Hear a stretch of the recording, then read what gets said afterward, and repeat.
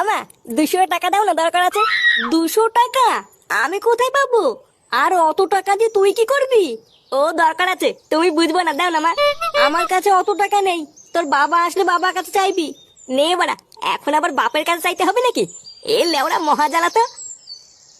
কিরে, শুনলাম তোরা নাকি পিকনিক করছিস? এই কে বললো তোমাকে আমরা পিকনিক করছি? কই, আমরা এসব করছি না তো। আহা চাঁদু, তোরা কি ভেবেছিস লুকিয়ে লুকিয়ে পিকনিক করে নিবি? শোন, আমি হচ্ছি তোর বাপ, বুঝলি তো? আমার সাথে চালাকি করিস না। ও, তুই ওই জন্য টাকা চাইছিলিস? এই বাড়া রে, এ তো সব জেনে গেল। সেই কতদিন পর পিকনিক করছিস আর তোরা আমাকেই বললি না? শোন, ক্লাবে গিয়ে সবাইকে বলবি আমার বাবা মা বউ বাচ্চা সবাই পিকনিকে থাকবে।